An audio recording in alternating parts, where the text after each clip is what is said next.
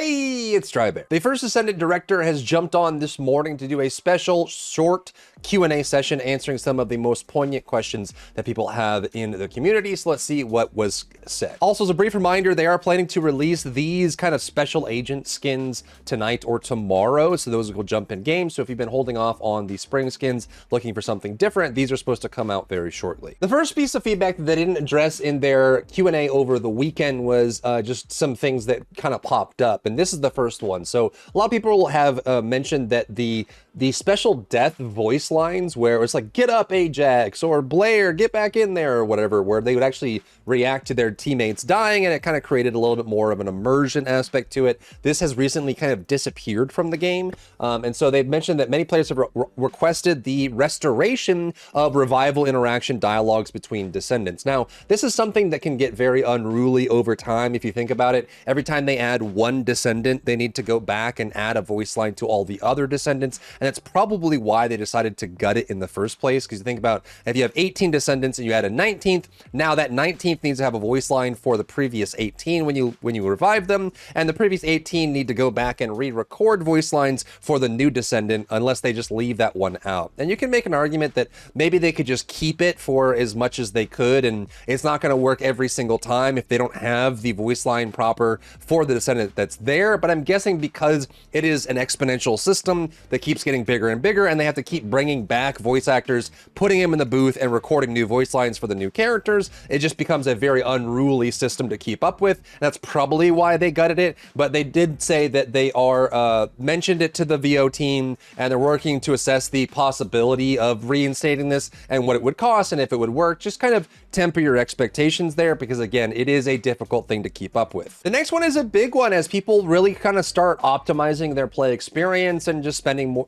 time into the game. Someone had asked if there was an option to bulk open amorphous materials inside a Void Intercept or with the Void reactors as well. So, I was just this morning, I was doing I had 300 amorphs for Hanged Man that I was doing on stream. And so, those situations where people have hundreds and hundreds of amorphs, they're wondering if there's a faster way to open them. So their response is, at the moment, there are no plans to add a feature that allows bulk opening of amorphous material patterns after a Void Intercept battle. However, many players have requested a reduction in unnecessary loading and animations while repeating the Void Intercept battle to improve efficiency. To address this, we are currently working on making Colossi spawn almost immediately after the battle starts. Eliminating loading altogether presents significant technical challenges, so it may take time to implement. For now, we will focus on quickly improving the aspects we can address. And I know this isn't going to be a popular comparison, as some people like it, some people don't, but in Warframe, when you're opening relics,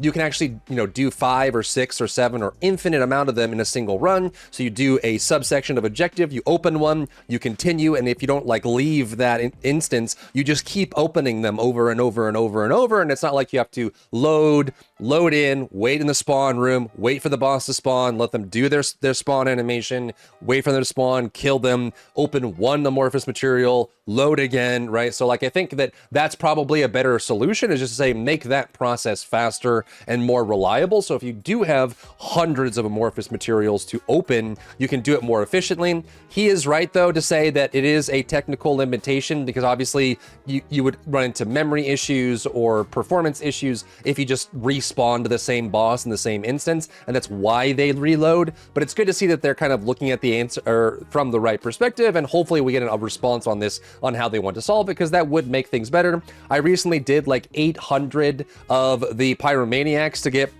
the perfect Slayer set, and that was 800 load screens. It gets a lot, so I can totally see it from this perspective. Next is a question around story. I mean, we know that we're going into season 2, episode 2 on March 13th, and going into season 3 as well. We're getting new Descendants, Descendants with different backstories, and we're kind of just talking, people have been asking about the story development in general. So the question was, can we get more story expansion, and what are the plans for story? They responded with, we plan to develop the main story based on the backstories of the Descendants.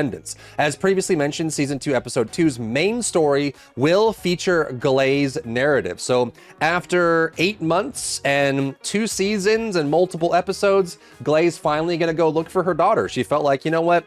I've been out looking for milk and cigarettes for too long. Let's finally go after my flesh and blood. So Galay's narrative is going to be expanded on March 13th. And while we might not be able to explore every Descendants backstory in each episode, we recognize the growing interest from players will focus on the aspect in the future. And I think this is how every character-based game should be, that if you have an affinity towards characters, getting to know the characters, their backstory, their personality, and seeing them in different setups not only gets you to like the character more and, you know, buy more skins for them and engage with them, and your favorite character gets more expanded on. I think this is generally just a good thing for any character-based game to have more life being instilled into these characters. So hopefully we see more of these going on. I think a lot of people really liked the Freyna special story, the Bunny special story, even though it was quite short, as well as the new Sharon special story, and hopefully the Galay special story is a good addition to the game as well. Next, they addressed a hot topic in the community, and a lot of people were kind of upset that they didn't address this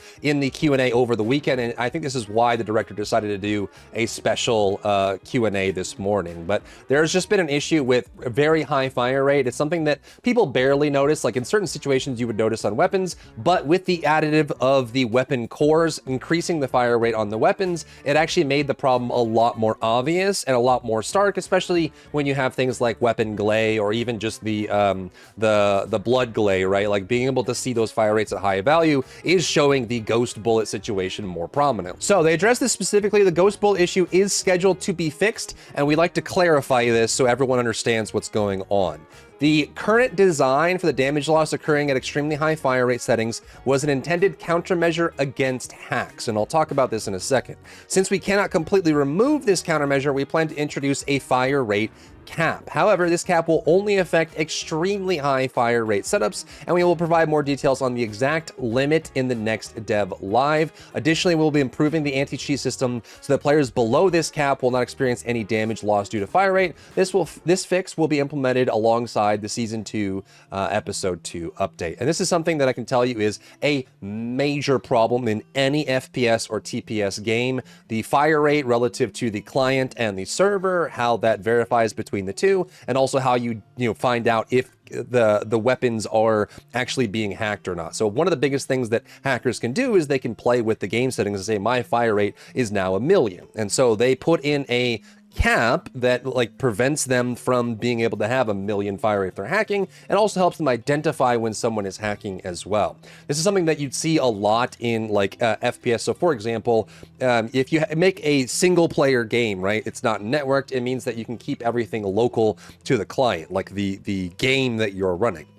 When you start networking things, the biggest thing is you need to have everybody's game synchronized, right? So what they do usually is they'll make something called server authoritative, and that means that the server is in charge. The server decides what's going on. However, the big problem with server authoritative systems is that it can be slow. In case you have 150 ms, that means that 150 milliseconds go by before you hear back from the server to decide whether you hit something.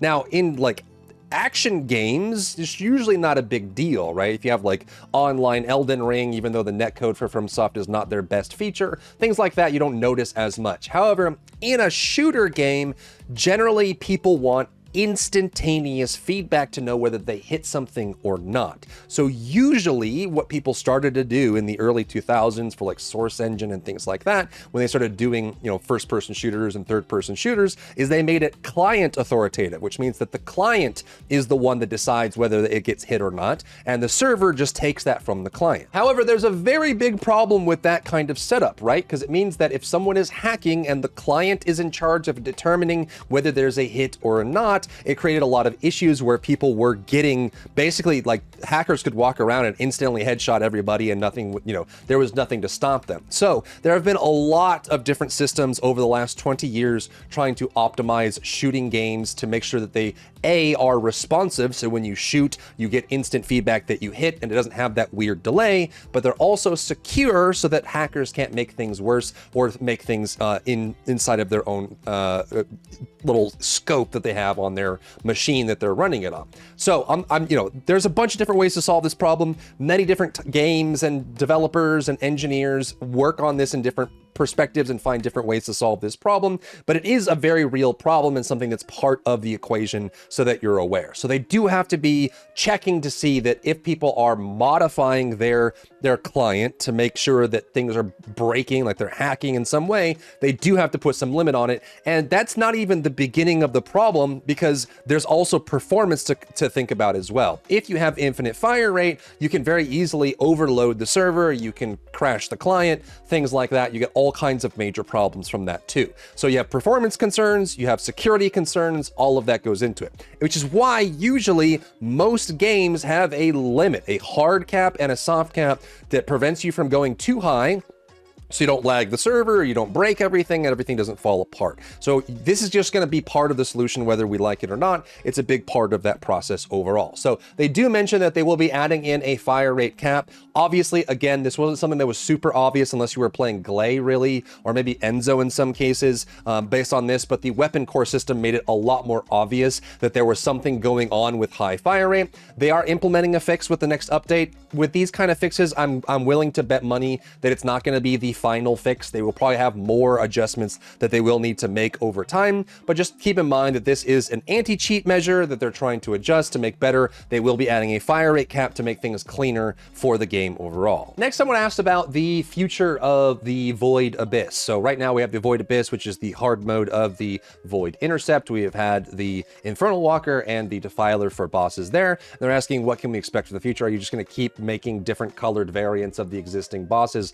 with one or two new mechanics? And that's what we can expect. So they responded with, until season 2 episode 2, you will encounter variant colossi in the abyssal depths, so it will stay the same as is. However, for season 3 this summer, you can look forward to something new. So either they're going to be making some brand new challenge mode bosses for the abyss, or they're going to rework the system, but they do kind of hint at the fact that there will be something new for the Void Abyss this summer with season 3, and I hope that it's something that's really, really awesome for that. And along the same lines, they mentioned that the quality certified ETA vouchers, the green vouchers, will be reset with the launch of season 2 episode 2. So you have 2 more weeks to get the Colo toys for Defiler and for Infernal Walker. If you're some kind of freak and you like the weird like 80s sci-fi bulbous Michelin Man skin for Infernal Walker, make sure you get that in the next 2 weeks, and then the Defiler skin will be going away in 2 weeks as well. So not only is the list of things we're buying in the ETA Void Abyss vouchers going away,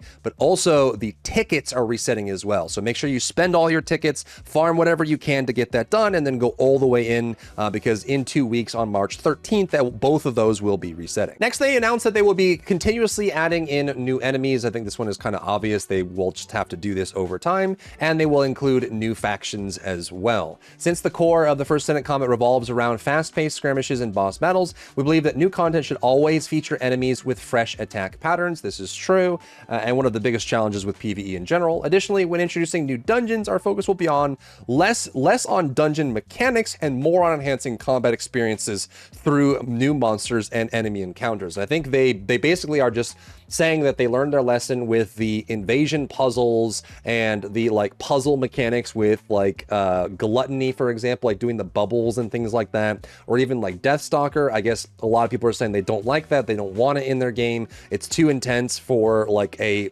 fast-paced combat game. So they're going to be focusing more on new monsters and more direct like combat style encounters rather than puzzles and things like that during combat, which overall seems to be received poorly. Next, someone put a big chunky post of like all the new mods they'd like to see, and they responded with, we will discuss this with the relevant team. A little spoiler, season 2 episode 2 will introduce a variety of new modules that allow single shot attacks to hit multiple shots. Please look forward to this feature. We'll reveal more details in the upcoming dev live. So more multi-shot attacks for single shot hits, which could make some really awesome combinations for like scout rifles or sniper rifles potentially. And we'll just have to see how this actually gets implemented. And we'll do this one for the last one today, but Blair's story quest launching this April with the really awesome look on the ultimate Blair that we've seen already. So hopefully this all comes together, but we know that Blair's story quest coming April with that update there, and hopefully this is just a really big big, awesome increase for the game.